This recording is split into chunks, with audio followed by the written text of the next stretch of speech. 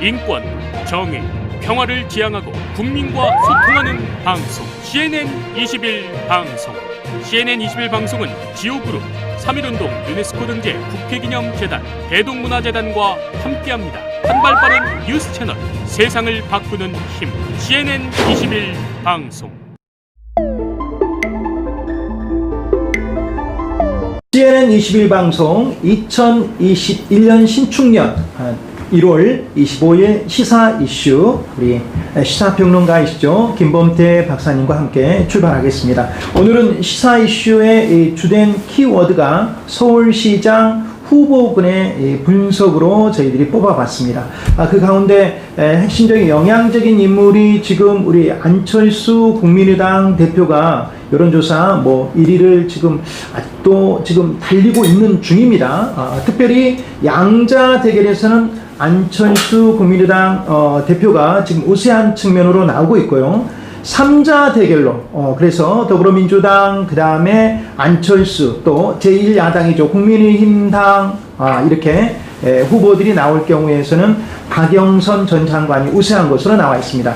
자세한 시사 이슈 포인트 사람법인 더 좋은 정책연구원 김범태 박사님과 스튜디오에서 얘기 나눠볼 수 있도록 하겠습니다. 박사님 나오셨습니까? 안녕하세요. 예예. 서울시장의 후보군들이 전체적인 지금 윤곽들이 나오고 있는데요. 앞으로도 크게 좀 굉장히 지금 이슈고요. 사실 변화의 바람이 지금 불지, 가상적인 것은 야권 단일화가 될 것이냐, 또 되지 않고 지금 3자 대결로 갈 것이냐라고 하는 그런 측면인데요.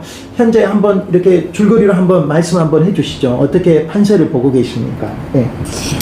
언론에 보도된 그대로고요. 네네. 특별히 이제 새로운 이슈가 등장하거나 새로운 인물이 등장할 것 같지는 않습니다. 그래요? 예. 이제 일단 여당인 민주당의 경우에 박영선 전 장관, 그리고 우상호 전 원내대표 양자 구도로 확실하게 이제 간 것 같고요. 엊그제 지난주죠. 바로 박영선 장관이 사퇴하고 나서 끝과 시작을 동시에 알리는 이벤트였지요. 장관을 끝내고 새로운 서울시장 후보군으로 진입하는 끝과 시작을 알리는 이런 모습. 그리고 우상호 의원하고 같이 이낙연 대표와 함께 남대문 시장을 함께 거닐면서 우정어린 남매 아주 좋았어요. 남매의 모습. 그렇죠. 이게 결국은 편하고 하는 것, 정치라고 하는 건 편을 먹고 사는 것인데 어떻게 하면 표를 끌고 올 것이냐라고 하는 건데 아주 그 좋은 모습이었어요. 선의 경쟁. 예, 그렇죠.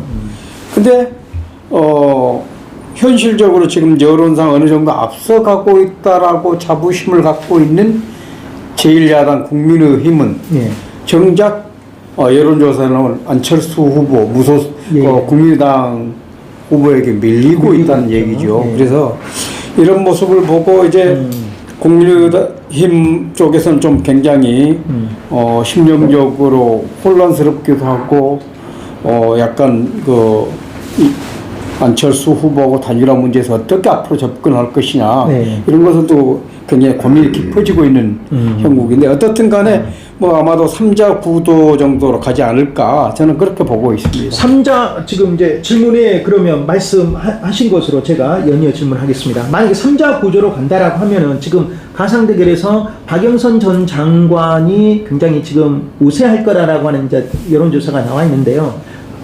같이 동일하게 보십니까? 3자 구도로 갔을 경우. 이제 지금 현재 여론조사를 우선 분석해 볼 필요가 있는데요. 현재 여론조사는 우선 인지도 조사에 그치고 있다라고 볼 수가 있습니다. 그것은 박영선 장관이나 안철수 국민의당 대표 경우에 사실상 다른 여타 후보들에 비해서 대중적인 인지도가 높기 때문에 지금 현재는 높게 나타날 수밖에 없다. 일단 그렇게 보고요. 앞으로 정작 3당의 후보가 결정되고 나면 그때부터 이제 정책 대결을 하게 되어 있습니다. 실질적으로. 그럴 경우는 조금 오차 범위를 벗어나거나 오차 범위 내에서 서로 경합을 이루거나 이런 현상이 나타날 수도 있어요. 그럼에도 불구하고 집권당의 프리미엄이라고 하는 것은 무시할 수가 없거든요. 그리고 현재 서울시의 25개 구청장 중에 24명이 더불어민주당 출신입니다. 한 명만 지금. 예, 그렇죠. 예. 그 부분을 간과할 수가 없습니다. 그게 이제 한 사람 조은희 후보가 지금 구청장인데 지금 출사표를 던지고 있습니다. 국민의힘 당으로 경선에 참여를 하고 있고 아마도 어제 모든 후보자들이 면접을 치렀던 걸로 알고 있습니다. 그런 관점에서 보면 지금 당장 우선 박영선 후보의 지지율이 약간 3자 구도에서 높게 나온 것 같지만 조금 어떤 과도기를 지나게 되면 알겠습니다. 그때부터 이제 새롭게 여론조사 결과가 등장할 걸로 그렇게 보고 있습니다. 알겠습니다. 두 번째 질문인데요. 안철수 국민의당 대표가 사실 선점을 했습니다. 서울시장에 먼저 이렇게 선점을 해서 뭐 그에 대한 여러 가지 역할도 있을 거라고 생각을 하는데 왜 이렇게 굉장히 좀 상승세가 이어지고 있습니다. 그 원인이 어디에 있다고 보십니까? 우선 이제 더불어민주당에 대한 피로감이 코로나 전국과 결합하면서 그런 국면이 있고요. 이제 서울시장과 관련해서는 11년 전으로 되돌아가 볼 필요가 있습니다. 11년 전 해성같이 등장한 안철수 국민의당 대표가 아주 고공행진을 했었지요. 그러던 그 후보가 5%에 불과한 박원순 전 시장에게 양보를 한 이런 상황이었습니다. 그런데 거기에 대한 어떤 서울 시민들의 인식이 조금씩 남아있는 그런 거 있습니다. 이제 남아있고 거기다가 조금 전에 말씀드렸던 작년 한 1년 동안 코로나 전국에 대한 더불어민주당의 어떤 피로감 그리고 이제 부동산 정책에서 오는 집권 여당의 좀 정책적인 난맥상 이런 것들 때문에 조금 지금 안철수 국민의당 대표가 우세한 상황을 나타내고 있지 않느냐 이렇게 보고 있습니다. 자, 예, 알겠습니다. 이제 뭐 피로감도 있고 또 11년 전에 어떻게 본다라면 도중에 아름다운 양보를 하고 또 뭐 이렇게 또 기사는 또 나오고 또 있고요. 그리고 부동산 정책의 난맥상으로 이제 짚어주셨습니다. 자, 김종인 국민의힘 비상대책위원장이시죠. 이분이 계속해서 참 사실 좀 사이가 좀 안 좋은 것 같아요. 뭔가 둘이 다 안철수하고 싸우고 있는 것 같다라고 안철수 국민의당 대표는 이제 그렇게 언급을 하고 또 김종인 위원장께서는 아무튼 여튼간에 피토를 많이 놓고 있습니다. 계속 이 상태로 갈 것 같습니까? 야권 단일화 어려울까요? 왜 이렇게 싫어하고 보입니까? 우리가 신뢰라는 단어를 가끔 씁니다. 신뢰의 신자를 좀 우리가 분석해 보면 사람인변의 말씀원입니다. 사람인변의 말씀. 믿으신이죠. 그렇죠. 사람의 말 이게 신뢰로 연결되는 거거든요. 그리고 사실상 김종인 비대위원장은 한때는 안철수 대표의 멘토 역할을 했었거든요. 그런 부분이 있기 때문에 그런 인간적 신뢰가 무너지기 때문에 그것이 여전히 계속되고 있다 이렇게 봐지고요. 그리고 또 하나는 이제 실질적으로 비상대책위원장을 맡은 분의 입장에서는 적어도 자강론이라고 하는 자기 당의 후보가 당당하게 서울시장을 해야 된다라고 하는 그런 원론적인 입장은 그렇죠. 있겠죠. 그런 것이 있기 때문에 실질적으로 어떻든 간에 지금까지 꾸준하게 얘기했던 안철수 당대표 당신이 서울시장을 하고 싶으면 들어와라. 이런 얘기죠. 비상대책위원장을 맡고 있는 사람의 입장에서 모든 것을 안철수 대표에게 양보하기가 쉽지 않지 않습니까? 그런 관점에서 보면 실질적으로 처음에 말씀드렸던 인간적 신뢰가 단일화로 이어질까? 저는 의구심을 좀 갖고 있습니다. 그래서 쉽지 않다. 쉽지 않다. 아까도 지금 좀 전에 우리 인터뷰에서 우리 시작 전에 첫 번째, 두 번째 질문에서 말씀하셨는데 아마 지금 3자 대결로 갈 수도 있다라고 하는 그런 상황이죠. 예. 결국 이제 전에 이제 그 조순전 서울시장이 출마를 하고 박찬종 무소속 후보가 나오고 또 그때 당시 야당 그 집권당 후보가 있었지 않습니까? 예.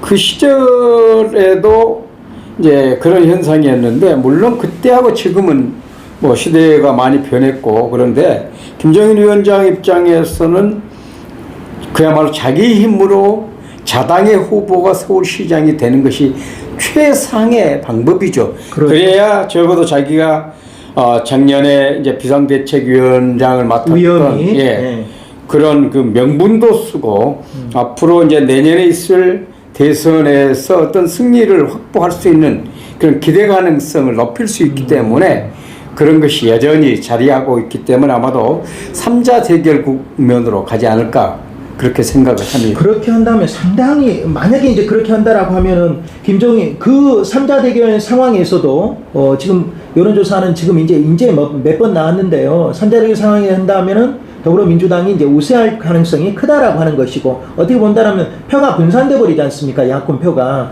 그래서 어려울 것 같은데 김종인 대표나 안철수나 서로 양보하지 않을까요? 어떤 시점에서는 언론에서는 그렇게 내다보기도 하는데요.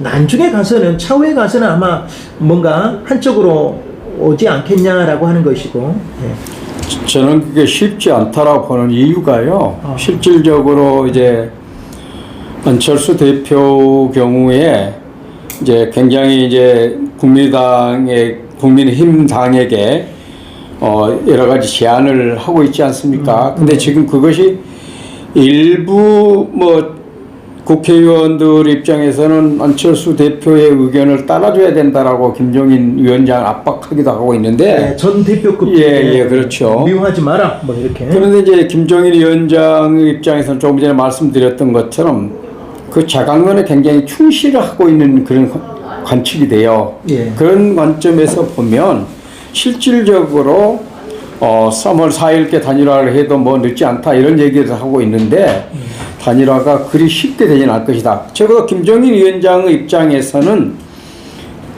될 수 있는 후보 쪽으로 표는 기울게 돼 있다. 네. 라고 하는 그런 생각을 굉장히 깊게 하고 있는 것 같아요. 그래서 저는 어떻든 간에 단일화가 쉽지 않을 것으로 이렇게 예측을 해 봅니다. 될 수 있는 후보로 아마 이렇게 이제 시간이 지나면서 경과가 될 것이다. 예, 어차피 여와 야의 싸움이 될 것이다라고 하는 것이고요. 자, 과연 안철수 대표 이름이 철수지 않습니까? 어떻게 또 해석에 따라서 철수를 안 한다 이렇게 볼 수도 있겠는데 또 이마저도 계속해서 철수를 하지 않을까라고 하는 조심스러운 측면이 됩니다. 이번에는 과연 계속해서 진행할 수 있을까요? 어려운 질문인데. 이번에는 철수하지 않을 걸로 봅니다. 그러나 이제 당락의 경우는 이제 좀 다른 문제죠. 예, 당락은 그렇죠. 예, 당락 문제는 다르고요. 이번에는 절대로 철수를 하지 않을 걸로 봅니다. 왜 그러냐면, 적어도 철수를 하지 않고 유종의 미, 당선이 안 되더라도 유종의 미를 자기가 얻을 수 있는 어떤 최상의 표를 얻는다라고 하면 기대가 있겠지만 철수를 해버리고 떠나버리면 만약에 정치 생명이 끝나지 않을까. 이제는 더 이상. 예, 그렇죠. 그래서 예. 적어도 당락을 떠나서 끝까지 최선을 다하는 모습을 보일 가능성이 매우 높다. 예. 그러나 이제 3자 구도로 갔을 때 최종적인 뭐 결과가 어떻게 나올 것인가는 조금 더 두고 봐야 되지 않을까. 왜? 정상적으로 정책 대결이 이루어지는 3자 구도로 가서 그 과정을 지켜봐야 될 것 같고, 적어도 이번에는 어떻든 안철수 대표가 끝까지 싸움을 하지 않을까 그런 생각을 갖게 네, 됩니다. 해봅니다. 질문해 놓는데 마지막 질문 하나 하고 들어가겠습니다.